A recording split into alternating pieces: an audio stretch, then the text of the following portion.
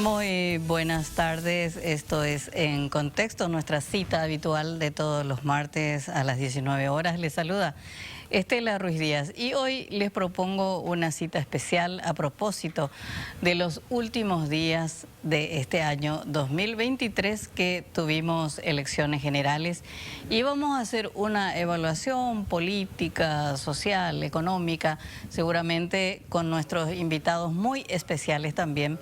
3 personas que nos van a analizar, que nos van a contar, con quienes vamos a aprender sobre lo que fue y lo que está sucediendo a nivel político especialmente. Es un placer tener en esta mesa de la evaluación del año al maestro del periodismo, periodista y escritor Alcibiades González del Valle. Buenas tardes, ¿cómo estás, Alcibiades? Gusto saludarte, Estela, buena audiencia. Milda Rivarola, socióloga, ¿qué tal? Gracias, Estela. Buenas tardes. Marcelo Laqui, politólogo, ¿qué tal? Muy bien, buenas tardes a ti y a la audiencia. Bien, bueno, quiero arrancar con ustedes. Este es un programa que va a tener un solo tema, diríamos, porque hay mucho que hablar, mucho que analizar y quiero arrancar con una pregunta. Quiero que esta sea una conversación, o sea que pueden hablar entre ustedes, agregar, debatir, confrontar, etcétera, etcétera, como quieran. Pero me gustaría arrancar con este tema. Este año tuvimos elecciones generales. Obviamente ya no fue una sorpresa el triunfo del Partido Colorado en estas elecciones, pero sí quizás lo que más llamó la atención no fue tanto la derrota de la oposición, sino esa casi devastación de los sectores no colorados. Como esas carambolas perfectas, hubo una derrota muy catastrófica para el PLRA y casi la extinción del progresismo. Quedaron con referentes mínimos en el Congreso. ¿A qué se debe eso? Y arranco contigo, Marcelo. En primer lugar, se debe a la elección del candidato equivocado, pero eso se había dicho hace un año, más de un año antes de las elecciones, que Efraín no era el candidato que podía oponerse, porque había ya perdido 2 veces, porque no expresaba una unidad que iba más allá del Partido Liberal, y de hecho a las elecciones su candidatura la votaron más o menos liberales y poco más, y el resto se fueron a buscar algo diferente, y ese algo diferente era Payo entre los varios, porque había varios candidatos, y yo no creía que fuera él el que se destacaba. En cambio se destacó como candidato de protesta y de rabia, fundamentalmente frente a una rabia más contra la oposición oficial que contra el Partido Colorado. Una oposición oficial que no había demostrado gran cosa en los 5 años de Abdo, que recordamos ha sido el peor gobierno de la democracia. Y frente a esa incompetencia de gobierno, la oposición no había demostrado gran cosa. Y después te pone un candidato que no podía ganar, y a mí me da la impresión que el voto de Payo no fue un voto para Payo, fue un voto en contra de una oposición que no servía a nada.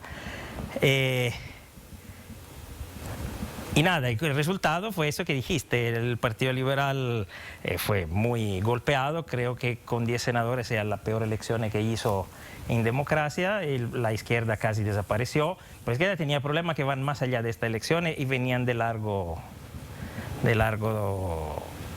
trecho, y que solo se han expresado en el proceso electoral.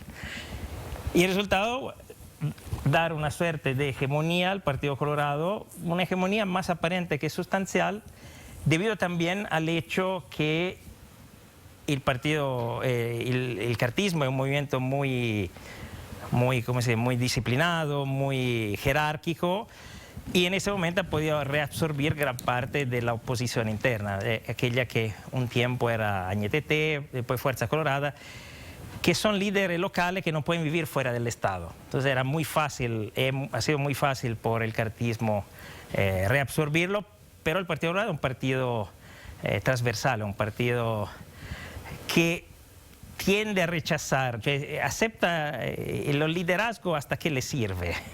Busca siempre una visión más horizontal del manejo del poder.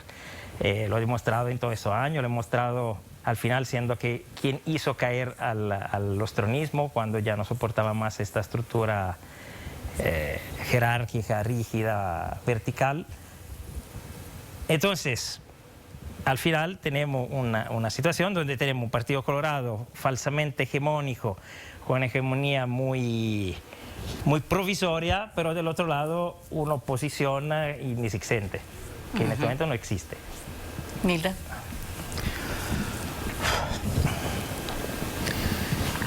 Yo creo que no hay que minimizar no el liderazgo de Payo en sí, sino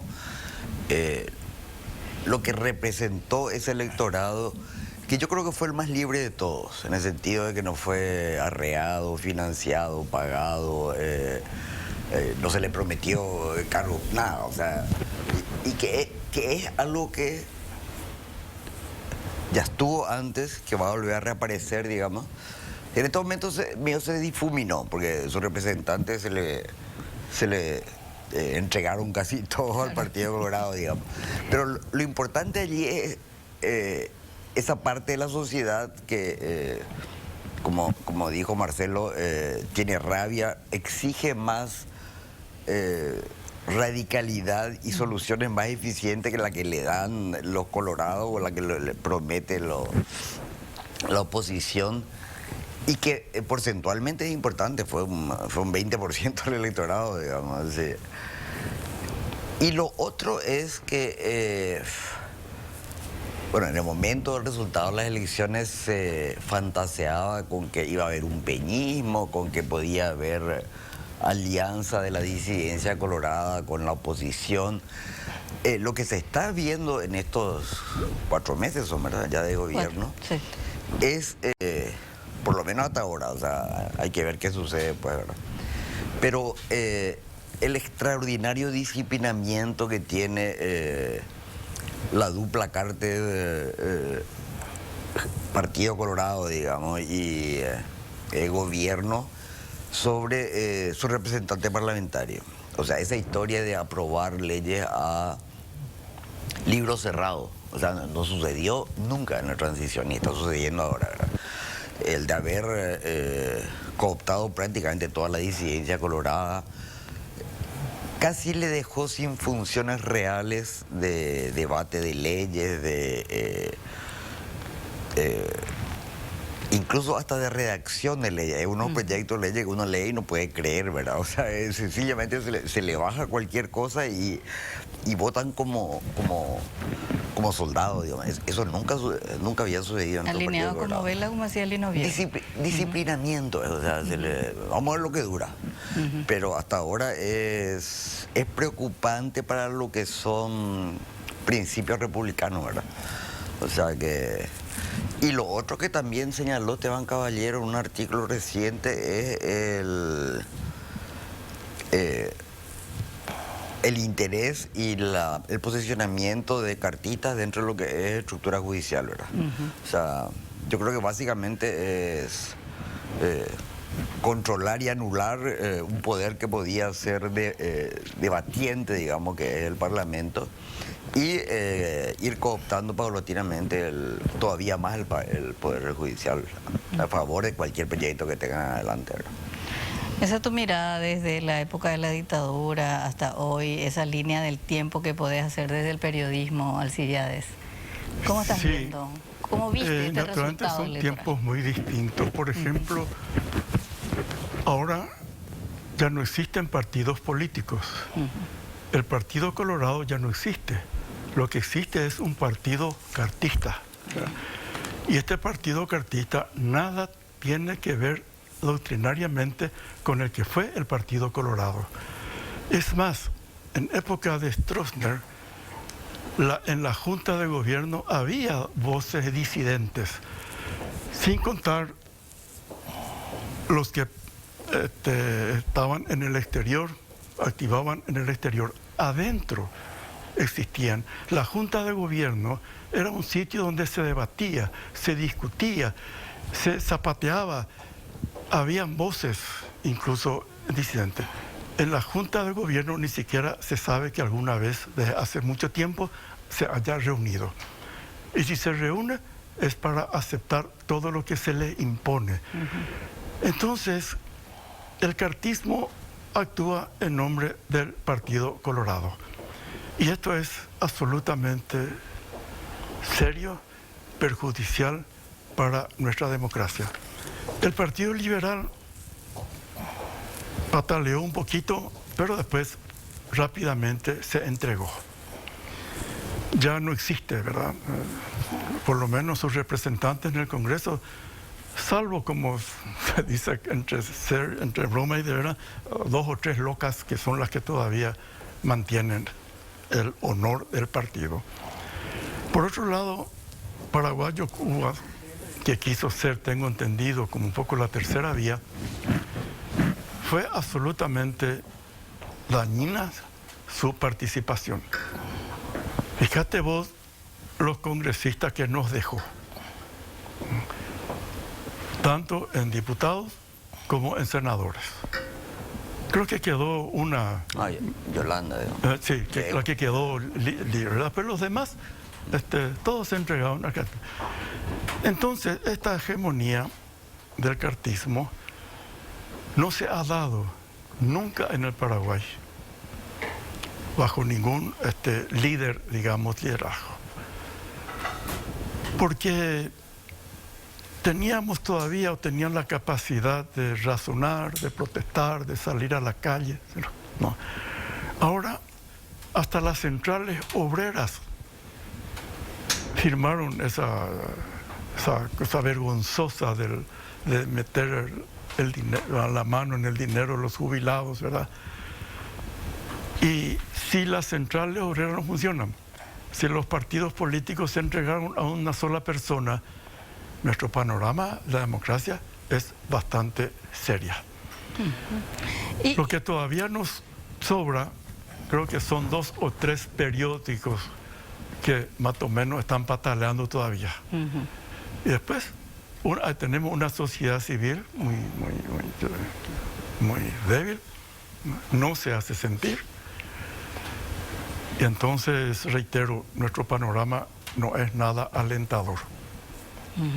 Y esa hegemonía construida no solamente con el reagrupamiento colorado, sino con la cooptación, bueno, ya sabemos que dentro del PLRA siempre hay un ala cartista, cambiaron de líder nada más. Creo que la contribución del payismo al Congreso fue una representación decadente y groseramente, que prácticamente en la primera semana ya abandonaron Cruzada Nacional y se fueron a Honor Colorado.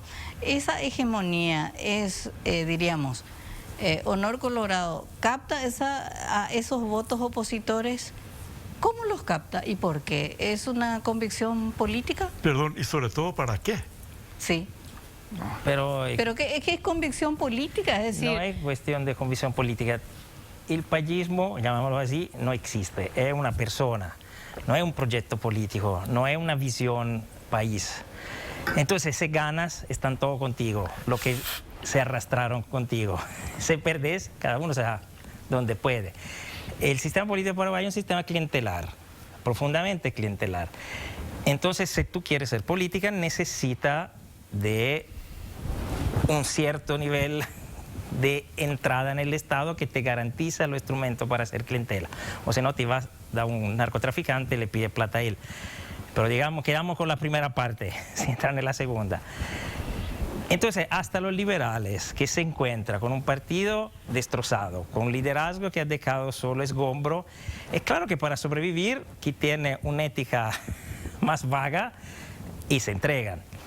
Pero son las condiciones. El día, para mí, por eso yo no la veo tan fea la situación. El día que el Partido Liberal puede reconstruir un cierto proyecto político alternativo, es probable que esto que se entregaron vuelvan tranquilamente a casa. ¿Por qué lo están haciendo? No porque creen en el proyecto de Cartes, solo porque quieren sobrevivir. Los representantes electos por Payo Cuba, y no son nada, son de paso, van a servir para hacer los números, pero no son parte de nada, y la historia les barrerá tranquilamente. Servirán 5 años, harán su acúmulo de riqueza esos 5 años. Por allí los electores que ahora elige directamente, y esa es la parte positiva, se va a preguntar, ¿se hizo bien a elegir estas personas?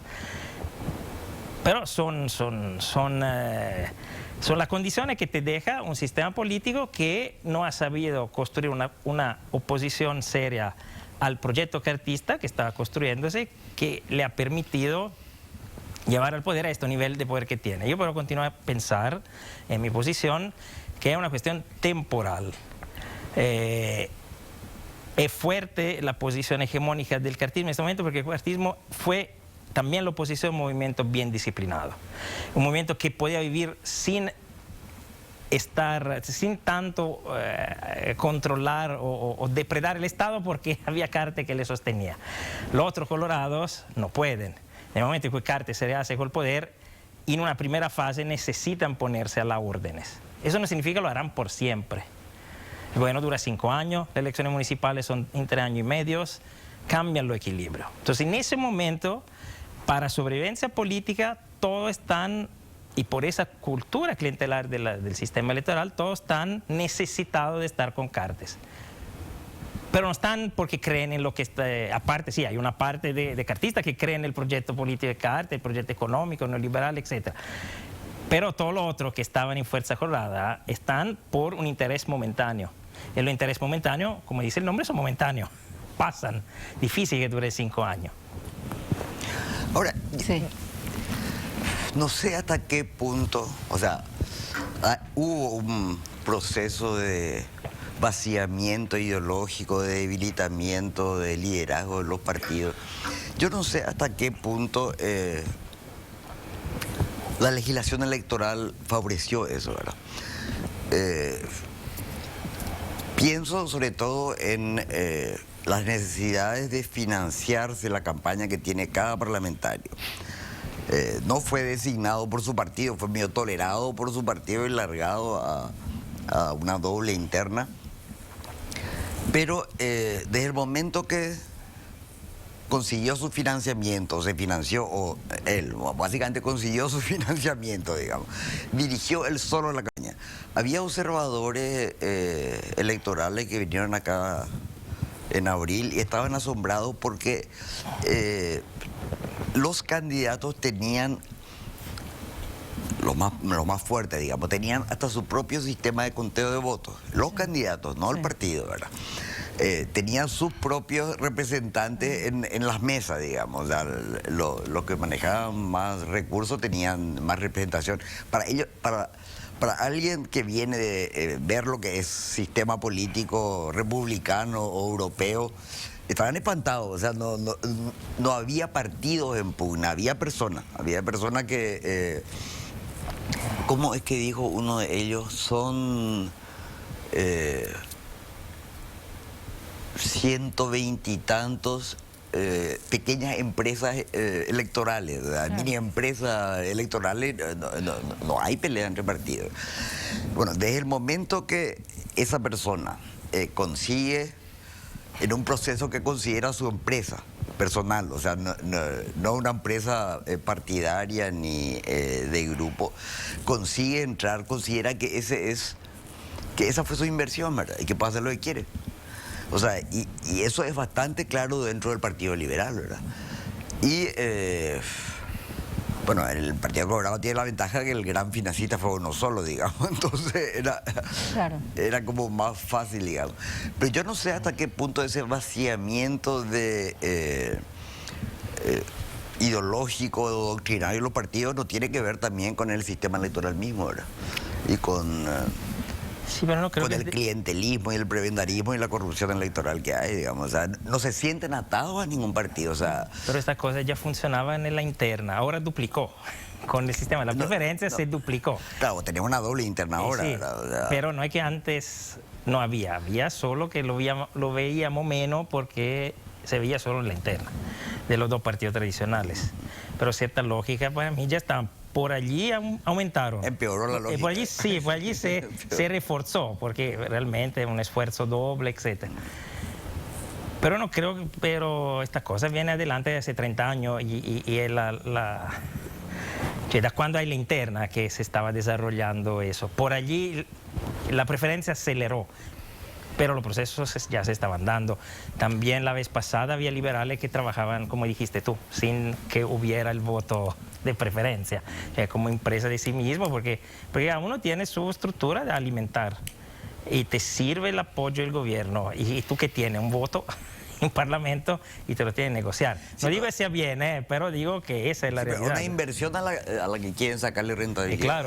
Claro. Claro, hay que recuperar la plata. Hay que recuperar y invertir para el futuro. No solamente recuperar, es una inversión, tiene que seguir. Y hay que pagar también a los financistas, a los sponsors. Tiene que multiplicar. Hay que multiplicar y tiene que ahorrar para elecciones futuras si quiere tener una carrera.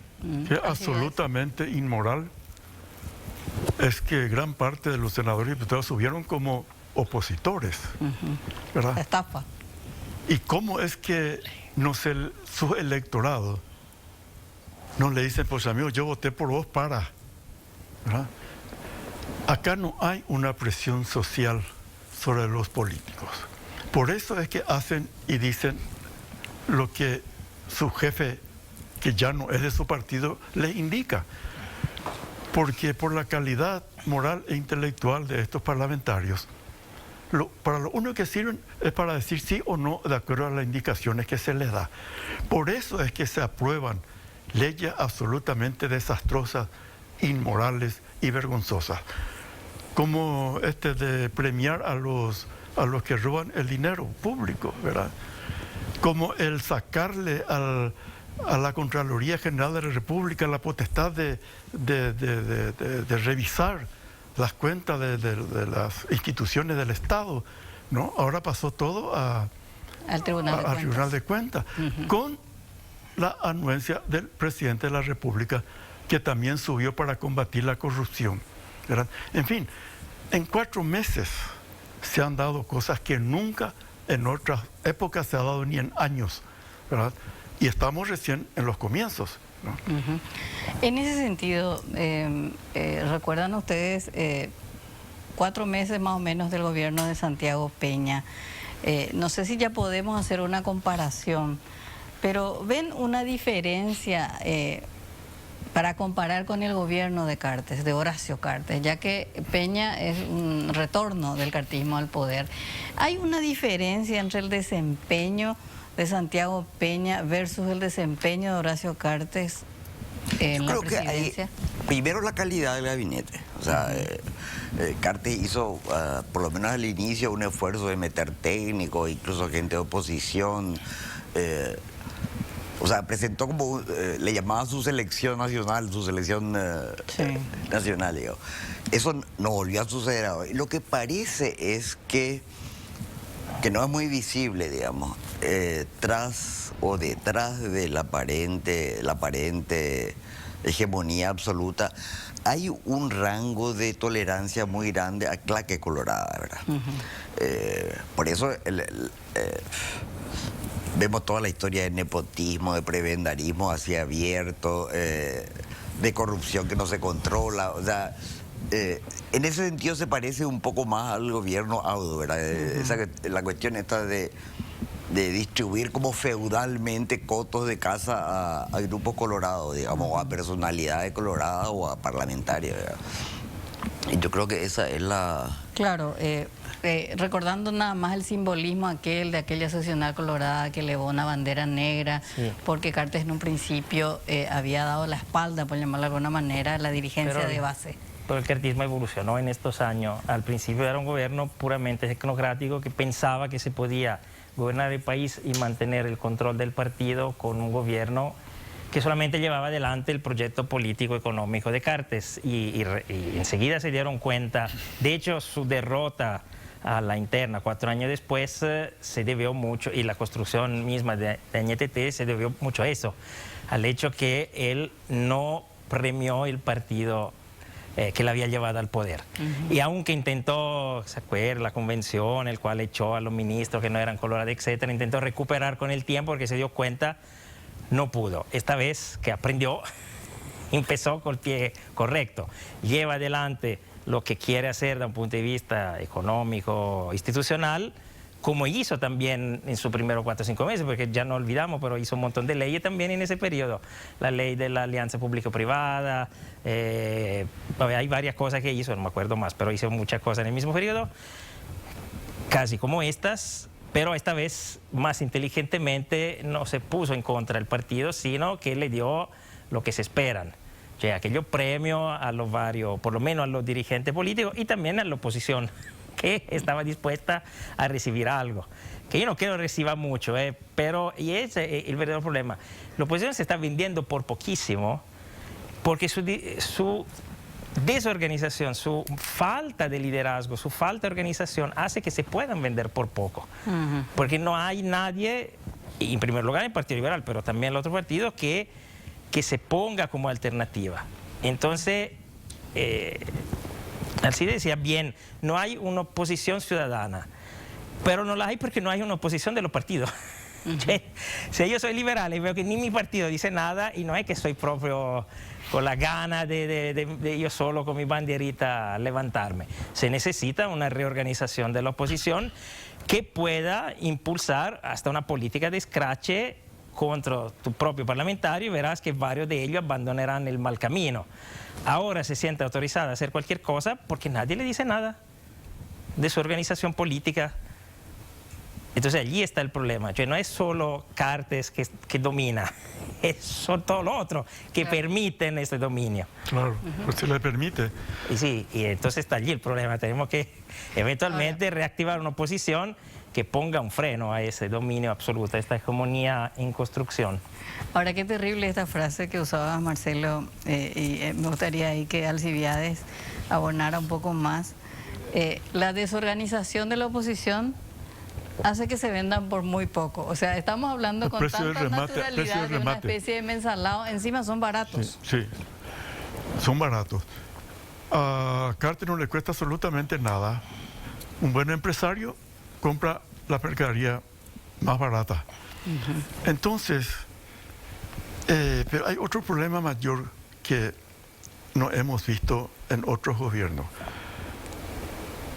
Hubo como, no sé, como esos piratas que están esperando una nave que venga cargada de mercaderías valiosas para asaltarlo. Esto es un asalto lo que están haciendo. Anunció hoy el presidente del Congreso que ya firmó la licitación para la construcción de la ampliación del edificio del Congreso, porque ya no cabe nadie. Pero esta ampliación no sirve para nada sino por muy poco tiempo. Enseguida se va a llenar. Hoy, o ayer creo que Última Hora publicó que 300 funcionarios ahora... Sí, la torre. La torre, ¿no? Entonces, ¿qué edificio va a soportar semejante carga, ¿no? Y desgraciadamente el presidente de la República está cumpliendo con su promesa de crear empleos, pero no dijo que ese empleo iba a ser público, ¿verdad? También nos dijo que vamos a estar mejor, nos dijo ustedes van a estar mejor. Y vemos los nombramientos que se hacen o los contratos que se firman, pero muchísimo dinero que necesitaría muchísimo muchas escuelas de Asunción del interior para tener alguna mínima comodidad. Y yo no sé hasta cuándo va a soportar el país estos robos que se están haciendo escandalosamente y hasta legalmente, porque hacen proyectos de leyes, aprueban las leyes y aparecen como un hecho legal. Es preocupante lo que está pasando. Si esto no se corrige y no hay por lo menos intenciones de que vaya a corregirse, sino al contrario, creo que se va a ir profundizando, ¿no? Porque le resulta demasiado fácil. Tuya era la frase de que el camino al infierno estaba empedrado de ley paraguaya. Sí. Toda muy bien intencionada, pero en la práctica no sirve para nada. Es interesante recordar que en el 91-92, poco antes del inicio del proceso democrático, Senado y diputados, más todos los funcionarios, estaban todos en el Cabildo.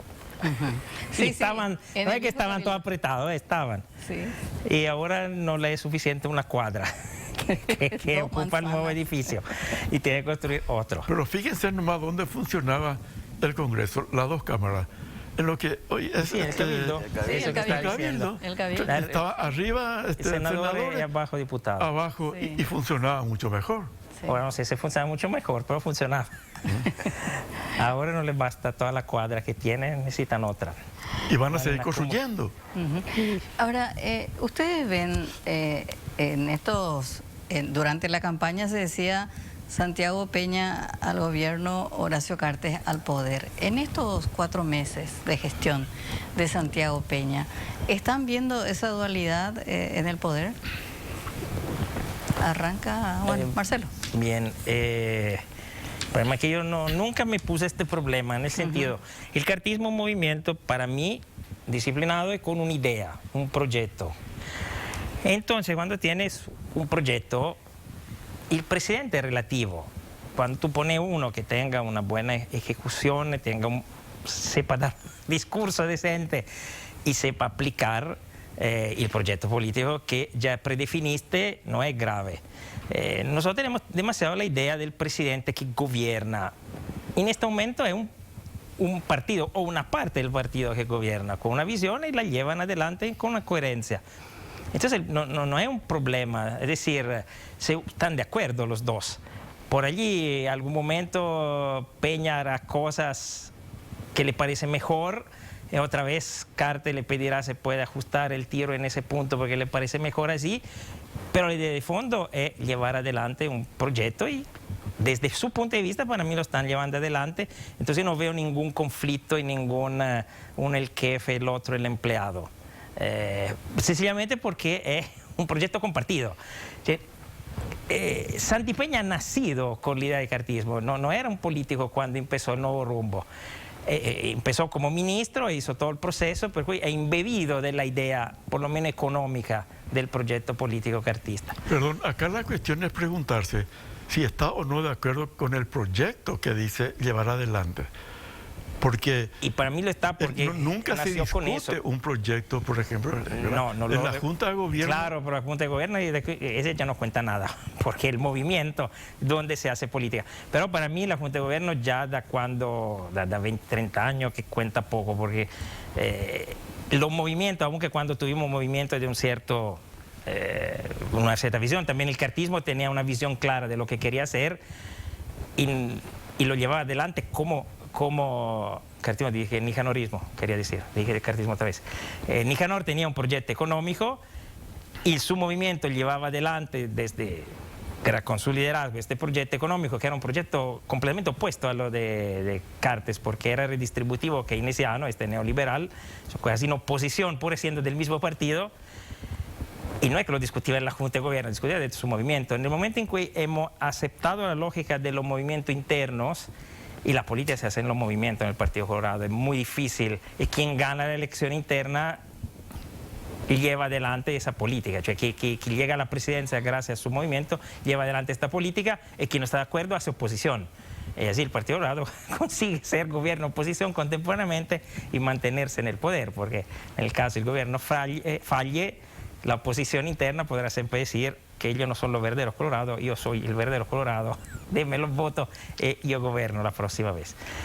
Pero está allí la cuestión. Entonces, el cartismo tiene un proyecto, lo lleva adelante, pues tiene ciertas contradicciones, tenemos tiempo para hablar, pero yo no creo que el problema sea Cartes, Santi Peña, porque yo creo que los dos tienen la misma idea, entonces es una perfecta, es un clon del punto de vista de la política Santi Peña de Cartes, y difícilmente van a estar en contraposición. Sí, íntimamente yo no creo que esté todo de acuerdo. Porque uno, que Santi Peña tiene una mejor formación académica, ¿verdad? Y es posible que tenga una visión más moderna, distinta, pero que no se atreva a discutirle al jefe, porque Cartes dispone de una mayoría absoluta en el Congreso como para sacarlo inmediatamente a Peña si es que no le gusta más.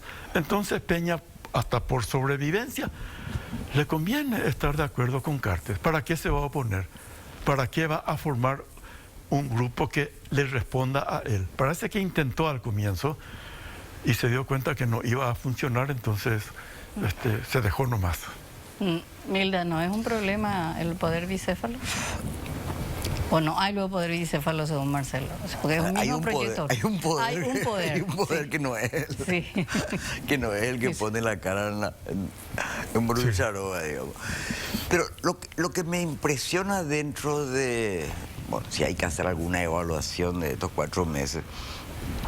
Tuvimos hace poco el informe PISA, que fue un AKPT espantoso al sistema educativo paraguayo. En estos 4 meses no hay, no supe de ningún anteproyecto, proyecto, reorganización ministerial que tenga que ver con una reforma educativa seria, digamos, con la cuestión de salud, que también se está cayendo a pedazos, y con nada que tenga que ver con inversión social, digamos. O sea, bueno, responde al proyecto ideológico cartista, digamos, pero es extraño que un gobierno no dé ninguna señal en ese tipo de política en los 4 primeros, ni siquiera discurso, nada, digamos. No existe. No existe. Es curioso, o sea, nosotros estamos estancados en niveles de pobreza con mejoría así mínima, digamos. El sistema sanitario se está cayendo a pedazos, IPS se está cayendo a pedazos. Las escuelas, los edificios escolares. Y nada, o sea, no, ni siquiera la promesa de que algo van a hacer en los próximos meses o en los próximos 5 años, digamos. O sea, están entre el control del Poder Judicial, pasar leyes financieras que beneficien al proyecto hegemónico. Y nada más, bueno, hubo esta cuestión muy hollywoodesca, digamos, de retomar Tacumbú, ahora de las campañas contra grupos criminales, pero no hay nada detrás sobre, por ejemplo, reforma profunda del sistema carcelario, de los carceleros, del sistema policial. O sea, nos enteramos que los militares son los que están negociando armas con la criminalidad, y no hay nada, no hay nada de decir, bueno, vamos a atacar eso a fondo, digamos, no vamos solamente a hacer un espectáculo policial militar que nos agrade a todos 3 días para después dejar como está todo el resto, digamos, ¿verdad? Acerca de la educación, Beto Velar puso de moda la situación educativa en el Paraguay. Cuando tuvo esa mala postura de arremeter contra los maestros, ¿verdad?, para defenderle a su hijo. Ahora, en el fondo, tiene razón. Tenemos una educación bastante modesta, para llamarle de alguna manera. Pero Beto Velar se concentró solamente contra los maestros, no, por ejemplo, la comunidad educativa, contra los padres que desatienden la educación de sus hijos, los locales escolares que están en ruinas. La ausencia de biblioteca o tecnología. Es que nada de eso, porque no se le puede comprar solamente a un sector cuando el resto está solo. Claro, y además, otra cosa, no es cierto que de los colegios caros salen los mejores alumnos.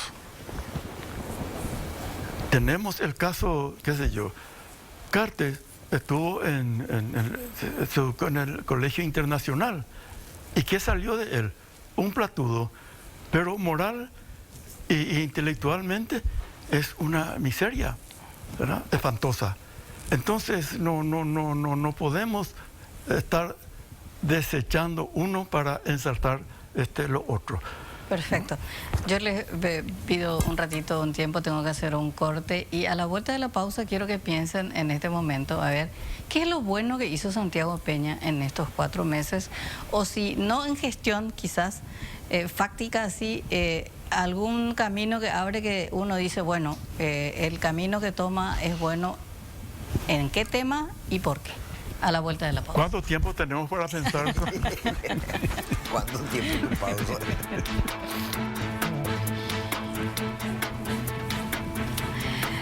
Bien, retornamos aquí con nuestro debate en contexto, este análisis anual que estamos haciendo con nuestros invitados especiales, Alcibiades González del Valle, Milda Rivarola y Marcelo Laqui. Bueno, les dejé una tarea en esta breve pausa y a ver si en estos 4 meses, ¿qué es lo bueno que ven en la gestión de Santiago Peña?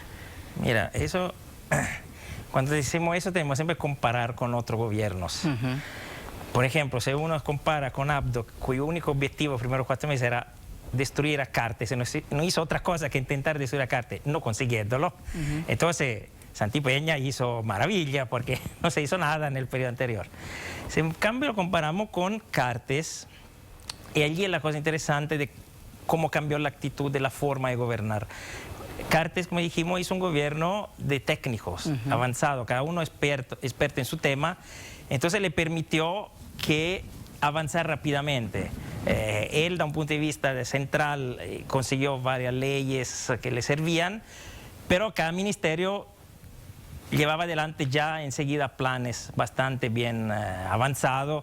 No por nada, por ejemplo, la Fuente, que fue ministra de Educación, ahora ya no está con nosotros, pero ella, después de un año, había ya hecho un plan muy interesante de reforma, que pero tenía que ser financiado. Cartes no quería aumentar los impuestos y se quedó allí. Yo tengo copia, se quedará para la historia, pero el proyecto estaba, la industria también hizo mucho paso adelante, porque tú tenías gente experta y competente. En ese caso, por los motivos que ya dijimos, la necesidad de tener bien estrecho el control del partido y del movimiento, nos puso en los cargos de ministro los flor de técnico, puso así lo que encontraba por allí. Entonces, claro que la calidad baja. Entonces, lo único que le quedan son las acciones que pudo hacer directamente a través del control del Parlamento que tuvo, que es un control relativo, yo continuo a decir, porque pues tuvo que pagar por las varias cosas, sabemos, hasta se le habló, hasta hicieron sincericidio cuando hablaron, cuando él tuvo de decir que le estaban chantajeando, aunque pues todo bajó, no es así, estamos todos amigos y hermanos. Pero tiene, habiendo elegido este camino, no de confrontación con el partido, como había hecho Cartes al principio, y que pagaron, y que entonces no quieren hacer el mismo error, pero le dan menos calidad al gobierno, entonces en el breve los resultados no pueden ser iguales, van a tener cierta dificultad. Ahora, el problema de fondo, pero para mí es otro, no tanto ver eso, cuanto ver el problema de contradicción interna que tiene este gobierno. Y disculpe si me tomo un minuto sobre el tema, porque para mí el tema central del problema. El cartismo nace como un proyecto económico y esta fue su visión inicial. Al llevar adelante una política neoliberal, pero desarrollista, impulsar la industria nacional y hacer que el Estado no tenga que dar servicio porque tú supuestamente tienes un buen trabajo y te lo pagas. Te paga tu educación privada, te paga tu salud privada, el Estado no te tiene que dar. Esta a futuro, a objetivo de largo alcance. Pero en esa lógica, con una lógica bien clara, avanzaba. Esa lógica se basa sobre que la integración de Paraguay al mundo globalizado, a la economía globalizada, atraer capital, pero al mismo tiempo fortalecer el capitalismo nacional porque se transnacionalice e invierta también en otros países. Esa era la lógica de fondo. Y de hecho, Peña, ¿qué hace? Lo recién elegido. Empieza a viajar, se va a Brasil a buscar inversiones, se va en todos lados a buscar inversiones. Esta es la lógica. Pero a veces se está acompañando, y lo vemos en el Parlamento, una lógica neofascista, conservadora, reaccionaria, que en cambio está jugando en contra. Porque esta idea de decir, no, pero nosotros somos soberanos, esta ideología foranea destruye nuestra cultura, etcétera, hay la ideología de género, hay, no sé, cualquier cosa que se inventa, hay la ONG que quieren destruir el paraguayismo. Todo eso va totalmente en contra de una visión integracionista. Tú no puedes hacer el integracionista económico e encerrarte de un punto de vista cultural. O hace el camino de Rodríguez Francia, cerramos todo y nos quedamos aquí, dejamos Netflix, no compramos más los celulares, fabricamos nuestros propios celulares si podemos. O si no, el mundo, la economía globalizada te impone de relacionarte con lo otro, con la cultura que viene de otros países. No podemos pensar de atacar los países que atacar culturalmente un país del cual queremos que nos lleven inversiones. Si no hacemos el mismo error de Milei, que por un lado ofende a China y después cuando China le corta los flujos de dinero que había negociado el gobierno anterior, entra en crisis porque no tiene más dólares. Y bien, pero porque tú no quisiste relacionarte, no existe en el mundo moderno que tú puedas hacer relaciones económicas sin también relaciones con los países. Esa es la y aquí volvemos al tema original y que está continuando en otra forma. Cuando la primera cosa que hizo esta versión neofascista del cartismo en Parlamento fue intentar abrogar el convenio con la Unión Europea, per motivo que no tenía ningún sentido. Hasta me lo leí yo para ver qué de grave decía este convenio, que es larguísimo, son 200 páginas, ilegible, porque todo el lenguaje técnico no había nada. Era solo un simbolismo. Nosotros queremos abrogar el convenio con la Unión Europea simbólicamente para demostrar nuestra independencia, pero como te dijeron todos los organismos internacionales, no lo puede hacer, porque si hace eso es como si tú me declararas guerra. No una guerra armada, pero una guerra cultural que yo responderé en otra forma. Paraguay no es un país tan independiente, tan soberano como queremos, esperamos sea, porque somos muy dependientes, por ejemplo, de lo que está diciendo el Gafilat, que es el organismo de control del lavado de dinero, que dice que Paraguay es un país altamente contaminado del lavado de dinero y compenetrado por el crimen organizado. Nosotros hemos estado a un pasito así de ser puesto en lista negra, y si te ponen en lista negra, olvídate de la inversión extranjera, olvídate de cualquier tipo de inversión, olvídate hasta de poder exportar fácilmente tu producto. Lo que quiero decir es que si tú de un lado intentas abrirte al mundo, pero del otro lado empiezas a ver el mundo como tu enemigo, a ver la Unión Europea como enemigo porque financia organismos ONG locales, a ver Estados Unidos como enemigo porque USAID financia ONG que están luchando contra el crimen organizado, están luchando contra el SIDA o contra otro, y se sustituye al Estado. Cuando todo eso haces, tú entras en una contradicción que al final hace caer todo. ¿Y por qué esa contradicción? Porque el cartismo, para intentar dominar el partido, que no lo podía hacer desde un punto de vista solamente económico, ha dado espacio a estas corrientes, a esta corriente como lo provida, como este conservadurismo, que te puede funcionar si tú buscar una economía puramente interna, que se autoalimenta, mas que no te puede funcionar si tu política es aquella de abrirte al mundo, porque te pone en contradicción. Le sirvió para ganar las elecciones, para recuperar el control del partido y en parte hasta para ganar las elecciones. Pero hoy encuentra una síntesis con esta y la desarma. Es como cuando, un ejemplo extremo, es cuando Hitler tomó el poder y tenía la SS y la SA. La SA era una organización demasiado violenta para quien está al gobierno, que hizo, le mató a todo. No digo que Carter tenía que hacer eso, pero hasta Hitler resolvió sus contradicciones internas. Y Carter la tiene que resolver, porque si no hay riesgo de que este gobierno haga peor daño de lo que hizo Abdo en 5 años. ¿Vos sabés que ese proyecto de ley de control de las ONG sí, eso vuelve a incurrir en ese mismo discurso xenófobo, incluye a los organismos multilaterales extranjeros? O sea, sí. La idea de que a través de una ley paraguaya vas a poder exigirle al Fondo Monetario Internacional, al BID, a las Naciones Unidas, a la OEA, a la OEI, a la Unión Europea, es tan absolutamente absurda, pero siguen apelando a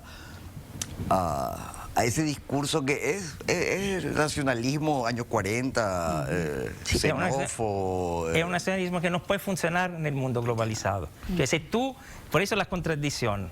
Si tú quieres abrirte al mundo, y no te pueden cerrar contemporáneamente. Sí, pero no tienen otro discurso, salvo ese no tiene otro discurso, que el tecnócrata, vos mirás lo que es el gabinete y no te funciona. Este proyecto surge después del fracaso de la derogación del convenio de la Unión Europea. Sí, claro, porque son siempre... Porque necesitan mantener en el candelero... Se cae esto, buscarán otro. ¿Por qué? Porque viven en esta contradicción permanente, pero para mí una contradicción que tiene que resolver en alguna forma. No estoy de acuerdo con Milda cuando dice, le sirvió esto para reforzar. Sí, pero hay otra forma. Ya está en el poder, ya tiene un cierto posicionamiento. Puede sustituir esa idea con otras. Puede poner esta idea en un cajón, cerrarlo y impulsar. ¿Pero qué otra idea, por ejemplo? Y no sé, no soy Partido Colorado, no soy cartista, así que no me vaya a pedir a mí. Pero tiene que buscar. Yo te digo solo cuál es el problema. Tu problema es eso. Y si tú no lo resuelves, te se va a engigantir y te va a hacer daño a tus políticas. Porque no existe que tú... Hay otras cuestiones más serias. O sea, si vos tenés, si como país tenés crimen organizado metido en todo el aparato de Estado, en el ejército, en la policía, digamos. Tenés una justicia que sigue siendo parcial, coloradizada, incapaz de castigar incluso crímenes económicos, incluso delitos económicos graves. No hay discurso de atracción de inversiones que te funcione. O sea, vendrá gente a comprar tierra barata, digamos, porque puede quemar... Pero esto que pasó hoy pero no... Es el otro problema estructural de una cierta relevancia que tiene el país. Si no tenés un Estado reformado que funcione y no hay ningún intento de reforma seria a nivel de eficiencia, efectividad, transparencia, no hay nada, ¿verdad? O sea, no importa el discurso de somos un país gigante, vengan a invertir, o sea... No, el problema allí es todo, también el sistema educativo, porque hace poco hacía un ejemplo, ¿cómo se llama? La Apple estaba para abandonar China, no por motivo ideológico, por motivo económico, porque allí ya el mercado del trabajo es demasiado ha crecido mucho, los salarios son demasiado altos, tiene que irse en otro país a construir su fábrica. ¿Qué será en India? Podría venir en Paraguay. ¿Por qué no viene en Paraguay? Porque no hay condiciones. Tenemos un sistema educativo malo, tenemos un sistema de salud malo, falta infraestructura. No importa que tengamos bajos impuestos, que parece que sea el único motivo por qué viene la inversión es porque hay bajo impuesto. Mentira. A veces el contrario, porque ven bajo impuesto y dice esto tiene mala educación, malo servicio, mala infraestructura, porque no puede pagarla, vamos en otro lado. Pues la India tiene una inversión en universidades técnicas y matemáticas que es impresionante. Tengo que hacer un nuevo corte. No se salvan Milda y Alcibiades con respecto a la pregunta que de bueno son los cuatro. No, pero no hablo más porque se lo dejamos nomás.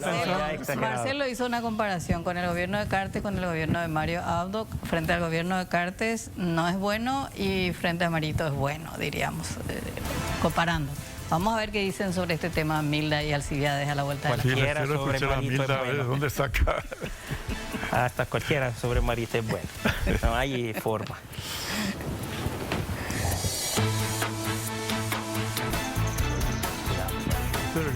Bien, volvemos aquí con nuestros invitados Alcibiades González del Valle, Milda Rivarola y Marcelo Lacchi. Bueno, quedaban por responder Milda y Alcibiades con respecto a estos 4 meses. ¿Qué rescatarían de algo, de lo bueno que hizo Santiago Peña? ¿Y si creen ustedes que hizo algo que rescatar en estos 4 meses? No es mucho lo que puede hacer, ¿verdad? No, yo te diría lo que... puede vanagloriarse de mostrar como bueno, y que en ambos casos, en los dos casos, son temporales. Hay que ver qué sucede después, digamos. Una es la historia de bajar el combustible, de bajar el precio de los combustibles de Petropar, digamos, que se larga así como ahí la promesa que cumplió, digamos. Eso hay que ver lo que le aguanta la reserva de combustible que tenga Petropar, digamos. Y lo otro es eso que se empezó a hacer, y curiosamente no desde los ministerios e instituciones oficiales. Sigue siendo un operativo militar policial, ¿verdad? Militar sobre todo, ¿verdad? La cuestión de Tacumbuy, la cuestión ahora del control de los clanes criminales del norte, ¿verdad? Ahora, es como el comienzo de una tarea que tiene muy buena prensa, o sea, nadie cuestionó nada y todo el mundo aplaudió, ¿verdad? Pero que no sabemos cómo va a terminar. O sea, por ahí termina como Erico Galeano con una orden de andar libremente después de un operativo como ultranza, ¿verdad? O sea, eso significa que tenés preparado el Poder Judicial para hacer realmente justicia, que no está ni hay ningún indicio de que eso vaya a reformarse, y que tenés sobre todo mecanismos de asuntos internos serios dentro del ejército y dentro de la policía, que tampoco no hay absolutamente nada de eso, ¿verdad? Porque si no, lo que se está haciendo es distribuir el crimen en todas las cárceles. O sea, estamos centralizados en Tacumbó, ahora van a volver a establecer ese mismo mecanismo en todas las cárceles nuevas que hay, digamos, o sea, porque era imposible que un clan tome una cárcel como la de Tacumbú, que es la mayor, sin la complicidad de todo el sistema, ¿verdad? Claro, totalmente. Y si eso no se arregla, se hizo lo otro ¿para qué, verdad? Para salir en la prensa, ¿verdad? Para salir en el diario 3 días. O sea, no le veo visos de sostenibilidad ni de continuidad a esa política anticrimen, ¿verdad? Claro, pero hay que tocar elementos del Partido Colorado. Claro, en hay ese que tocar sistema. elementos colorados, ¿verdad? ¿Alcibiades? Sí, coincido con el sentido del golpe que dieron en la penitenciaría, pero sirvió para hacer un ruido enorme, Sí. para hacer una llama espectacular que se está apagando. Entonces, acá el desafío es mantener esa mano dura con los delincuentes, ¿verdad? Y el caso del líder, no sabemos, creo que estará por allí, se le dejó crecer demasiado, ¿verdad? Naturalmente, con la ayuda de las autoridades, si no, imposible que hubiese crecido de manera tan brutal, ¿no? Y de modo que el desafío que queda es hacer de que el efecto de esa llama perviva. Pero es muy difícil con un poder judicial como el que tenemos. Si se quiere combatir la delincuencia, sobre todo la que se dedica al narcotráfico, hay que combatirlo en todos los órdenes.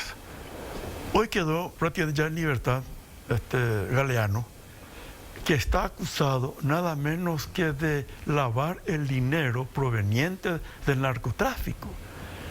No, es un hecho absolutamente serio. Porque ¿cómo vamos a decir, bueno, por este lado combatimos los narcotráficos, por otro lado se deja en libertad a quien a que se le ha probado? Y también fue espectacular a ultranza. ¿Eh? A ultranza fue muy espectacular. Claro. Espectacular. Entonces, como ¿qué la pasa? toma de Nada. Tacumbú. ¿No? Y si no se tiene la voluntad suficiente de combatir la delincuencia, solo porque es nuestro amigo, estamos listos. No hay forma de que salgamos de este problemón que tenemos, ¿no? Y sabemos los peligros que ocasiona el narcotráfico, ¿no? Sabemos la cantidad de adolescentes, jóvenes, incluso niños que están perdiendo su futuro por culpa de estos delincuentes, ¿no? Y se los deja en libertad ahora, hoy, el caso de Galeano, ¿verdad? Y muchos otros, ¿no? De modo que esta victoria me parece medio pírrica, la de la Penitenciaría Nacional, ¿verdad? Además, otra cosa, Sí. esto es mundial. Se le mata o se le aparta a un líder del narcotráfico, hay 5 que están esperando. Sí, el problema del narcotráfico es un problema bastante grande y más Claro. por Paraguay, que ya de un par de años ha sido indicado como el país de traslado de casi toda la cocaína que llega a Europa. Del 2021 se volvió el centro el hub, Claro, de el distribución. comercio internacional. De aquí pasa todo, pues se redistribuye, se va en África del Norte, en Europa, con el manejo, con la supervisión de la 'ndrangheta calabresa, que en este momento es la mafia más fuerte económicamente que exista, y las estructuras locales que existen. Y aquí yo quería subrayar una cuestión que me viene en mente hablando justamente de lo que, de eso que te estaban diciendo, que de Tacumbú es una cosa que parece más para la prensa que para otra cuestión. Liberaste, resolviste un problema que en todo modo ya era alevoso, el control tan así público de cómo habían transformado la cárcel, un clan del crimen organizado. Pero los problemas son de fondo. ¿En qué sentido? Para luchar el crimen organizado sirve hacer inversiones en inteligencia. Ya el problema es más de toda la estructura para llevar los crímenes. Nosotros hablamos de ultranza. Ultranza no lo hicimos nosotros. Ultranza nos ofrecieron el paquete Brasil y Estados Unidos. Nosotros ejecutamos. Nuestra fiscalía no está en condiciones de armar ese tipo de operativo. Como lo del armatráfico. Como todo lo que se está dando, del pavo real, la ultranza, todo vienen de afuera, porque nosotros no estamos en condiciones. Ahora, allí ve la política de fondo de un gobierno. ¿Qué está haciendo este gobierno? Aparte de liberar Tacumbú, aparte de matar los matones de Macho, pero no arrestar el jefe, matar a su ejército, lo habrá ya organizado todo. Se concentra sobre los linces. Una política de Estado de este gobierno presentada por Riera es que ahora hay 500 linces nuevos, en 2 años tendremos 5.000. El lince no te sirve nada contra el crimen organizado. El lince te sirve contra los motochorros. Claro. Ahora, eso es cuando tiene que ver la política de un gobierno. ¿Y cuáles son las prioridades? Yo entiendo, porque aquí ha tenido víctima, amigo, pariente, vecino, por motochorro, es claro que para él prioritario eso. Pero para el país en conjunto, la prioridad es el crimen organizado. Porque si nosotros permitimos, y ya estamos viendo con Juan Martín, estamos estudiando el tema desde ya 1 año, y estamos produciendo cosas que publicaremos prontamente, el crimen se está transformando en mafias. La mafia es un nivel superior al crimen organizado. El crimen organizado es una banda de personas que, para enriquecimiento personal, realiza crimen. La mafia es una estructura que involucra el poder político, el poder económico, los bancos. La fuerza de la mafia no son los matones, no son los sicarios, no son el jefe de banda, son los asesores financieros, los comercialistas, los contadores, los abogados, los escribanos, todas una estructura armada para construir un poder que es económico, pero es hasta político y hasta territorial. El último nivel de desarrollo de la mafia es cuando la mafia empieza a pedir impuestos a los comerciantes de una cierta zona. No estamos a ese nivel todavía, pero estamos camino hacia eso.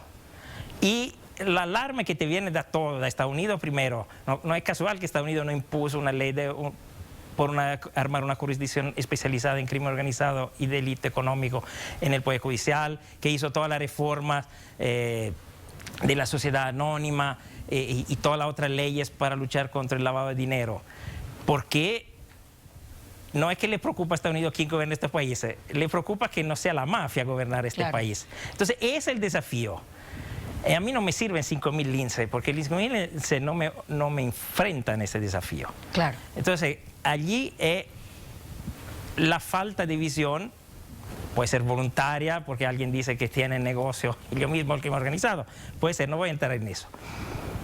Pero esos son los puntos. Entonces a mí no me sirve que tú liberes Tacumbú, aunque sea justo. No me sirve que mates el ejército de Macho, porque me lo voy a reorganizar en 1 semana.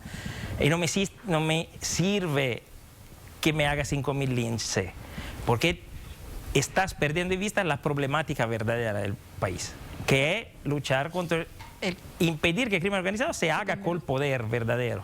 Caramba. Bueno, vamos a nuestra última pausa de la noche.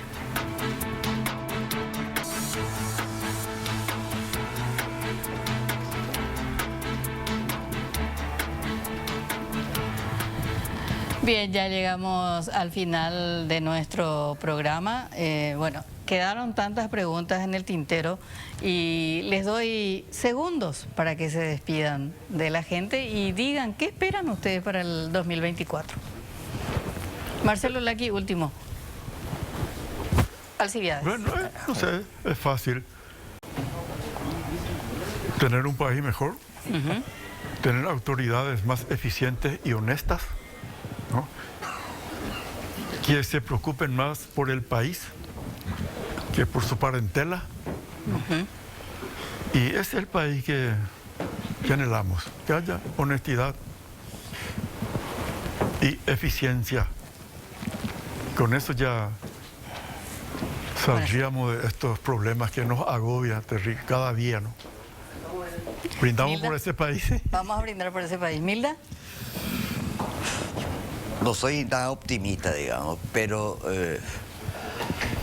desearía que algún porcentaje de la gente, de la niñez y de la juventud, haga una apuesta seria por la formación y el futuro de sí mismo y del país. Yo creo que esa es la única puerta de salida.